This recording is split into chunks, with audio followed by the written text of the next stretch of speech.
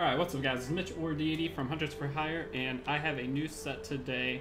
I've been working on greatswords recently, and I came out with a greatsword set that's pretty strong. I was able to beat the triple threat challenge. I've been grinding that like crazy. It's the event quest. It's Jagras, Gyros, and Dodogama, and you are able to get decorations from it, a lot of decorations, so sometimes you get up to 5, I think. I don't know if I've ever gotten 6, but it's a very, very good thing to do. So if you are free for this week, I would definitely suggest grinding it.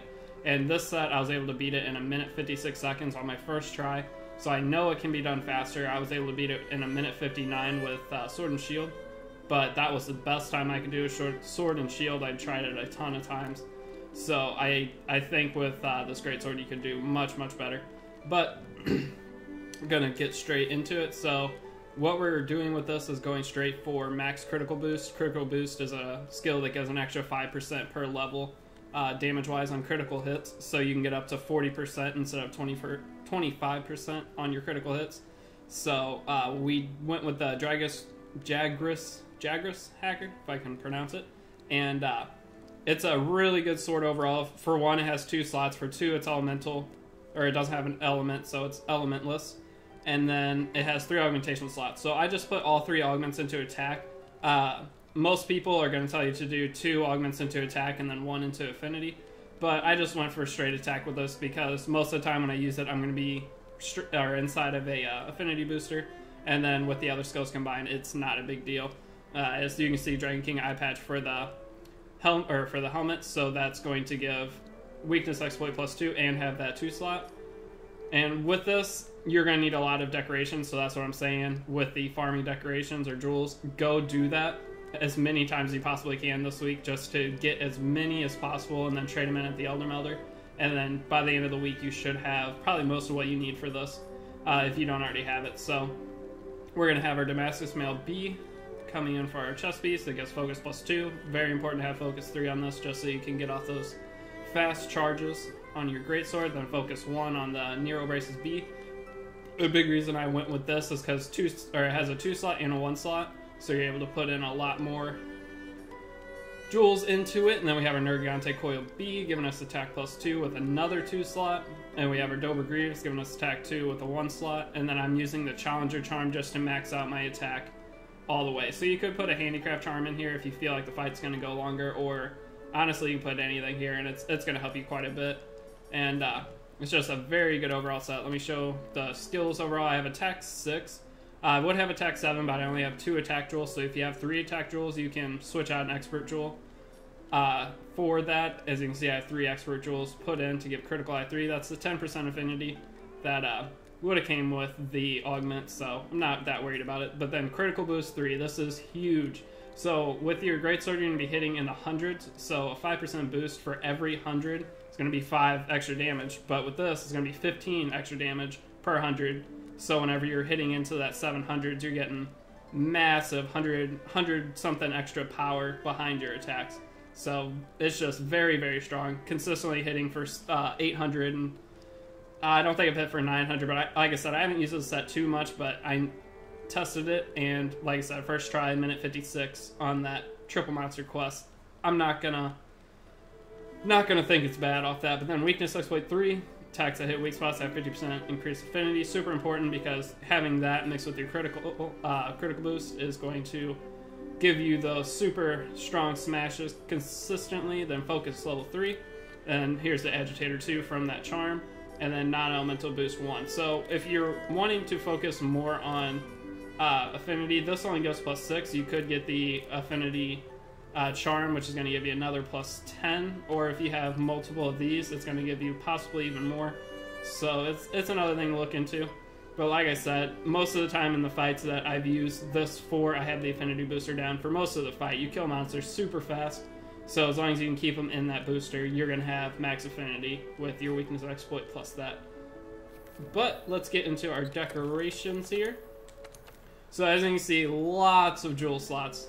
So we have our elemental, or element list. I always say elemental list for some reason, but our element list, because it doesn't have an element, gives you that extra 10% attack boost. And we have critical jewel. Actually, we have 3 critical jewels. So this is going to be a very hard set to make if you don't have critical jewels. I've just gotten lucky. I actually just got a 4th one fighting a Tempered Kushala de Ora. So I'm going to be able to trade that one in. But if you don't have these critical jewels, it's not a big deal. There's plenty of other things you can put into it. So, I mean, you can put in any of these are going to give you a ton of extra attack. I don't know if I'd suggest Mighty Jewel because I think the front flip attack does consume some stamina. If it doesn't, then definitely put Maximum Might in. That'll just increase your affinity as well. But honestly, any of these are going to help you out quite a bit, so don't feel that you need to have, look at all the Tenderizer Jewels, don't feel like you have to have this for the set to be really good. It's just a very strong set to begin with. But these Challenger Jewels are another very good thing that you can switch into. It might actually overall be stronger with these, but with the critical boost, it's a really fun set to use whenever you are smashing for those outrageous numbers. But we do have to use 1 Tenderizer Jewel to max out our weakness exploit, but then the more attack jewels and expert jewels you have, the better off you're going to be. So I only have 2 attack jewels.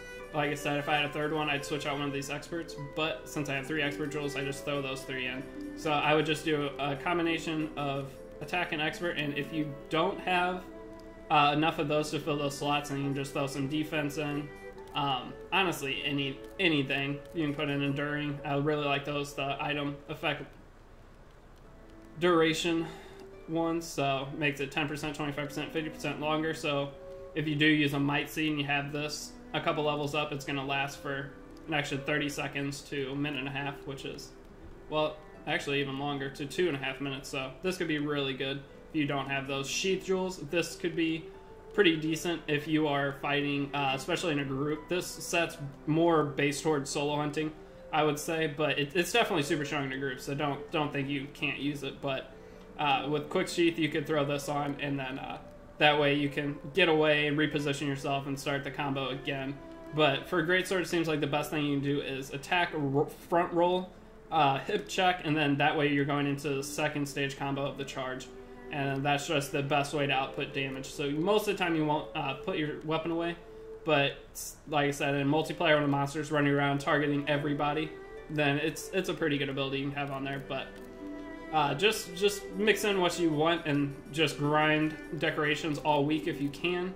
And by the end of the week, you should be looking pretty good. Even wind-resistant footing jewels could be good to throw in there in place of the critical jewels, just because of if your Rocksteady Mantle runs out. Because with this set, I didn't show this before, but most of the sets I run, I'm going to use the Rocksteady with Affinity Booster. If I'm going for really good runs, then I'm going to use the Evasion Mantle. So the Rocksteady Mantle is just so overpowered, but whenever you can, if you use the Evasion Mantle, you're going to kill monsters much, much faster, because that 30% bonus to your attack is huge, especially with this set. If you were to use that and then get your critical boost off on that, you're going to get the 30% extra attack to all your attacks, and then if you get a critical, you're going to have an extra 15% boost on top of that 30%, so it could just be massive damage. Can't say that either, but the easiest way to do it is just Rocksteady. So I haven't tested it too much with Evasion, but that's because I don't use Greatsword a whole lot. I'm trying to learn every weapon, and it's taking a long time. It's to use the weapon's one thing, to be able to kill monsters very fast with a weapon is a complete other thing. But that's all I have for this set. I'm going to show a few other things real quick of what I'm working on. So I'm going to have an ice bow set video either today or tomorrow. I said that last time, but I have the whole basis around the ice bow set and explaining it. And then I'm not really sure what else. I'm going to work on a new sword and shield set, an elemental sword and shield. I think that could be fun. I do have this dual blade set, but a lot of people made videos already around it. Apothecary Mantle mixed with explosions. Super fun, but I don't know if it's worth making a video on it. I do have an electric bow set and a water bow set now, so I will be working on making those videos. And then I'm going to try to move away from bows after that, because that's just been the main thing I've been using is bows. But that's, like I said, all I have for this video. If you guys want to see more videos like this for different set builds or speed runs, be sure to subscribe. That'd be awesome.